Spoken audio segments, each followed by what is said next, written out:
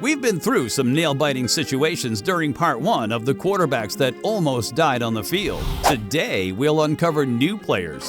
From Ron Jaworski getting speared to blood trickling down Tittle's face, these are quarterbacks that almost died on the field, part 2. Let's start with Miami Dolphins quarterback Pat White, who faced a troubling situation after a harsh tackle from Pittsburgh's Ike Taylor. White, a rookie of smaller build at 6 feet 190 pounds, laid motionless for a brief moment after the hit to his neck and shoulder. Although he eventually started moving his legs and arms, White was taken off the field on a backboard for safety and later went to the hospital. People who witnessed this moment can remember how fans were extremely concerned for White's life for a minute. A truly dark moment in NFL history. Picks up a total of 9 more. Oh no! Oh no!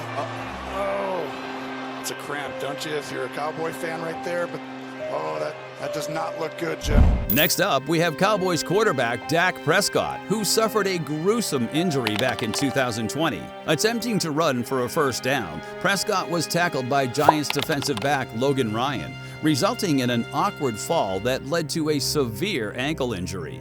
In visible pain, Prescott was carted off the field with tears in his eyes. Despite the distressing situation, he raised a fist to acknowledge the home crowd's support.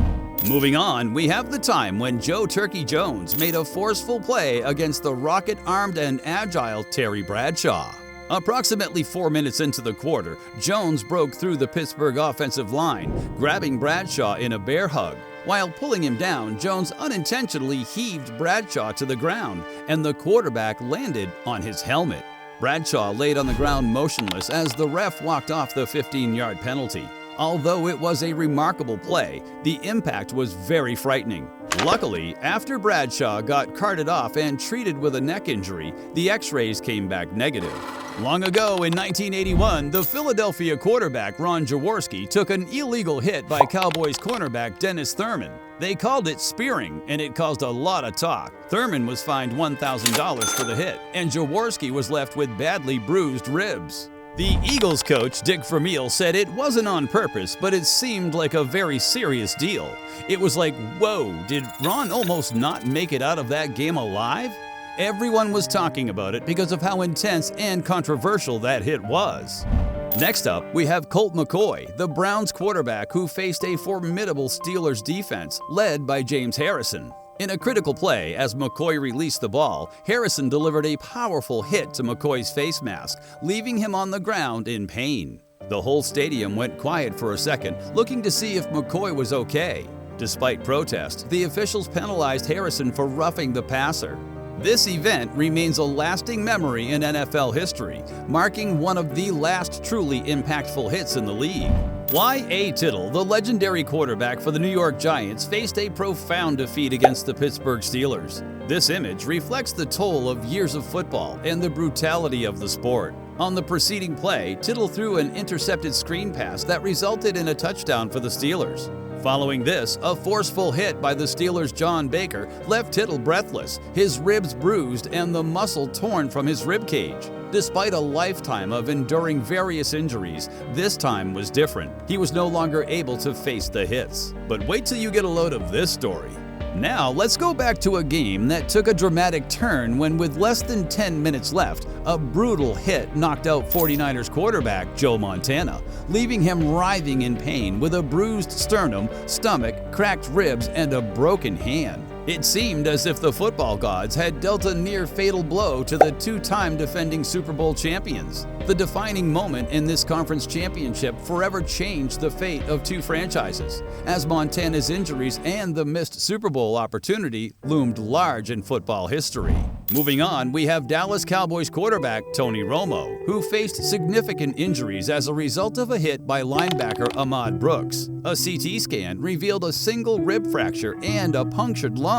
The team later confirmed evidence of pneumothorax, a condition involving air or gas accumulating around the lungs, likely caused by the rib fracture. Despite the injury, Romo heroically closed out the game against the 49ers. Once upon a time, in a game against the Miami Dolphins, the Baltimore Ravens quarterback Joe Flacco got into big trouble. The match was going on just like any other, but out of the blue, Joe faced a tough hit from Dolphins' Kiko Alonso. I mean, his helmet even got knocked off, and you know it gets serious when that happens. But that wasn't all. He also suffered a concussion and had to get stitches on his ear.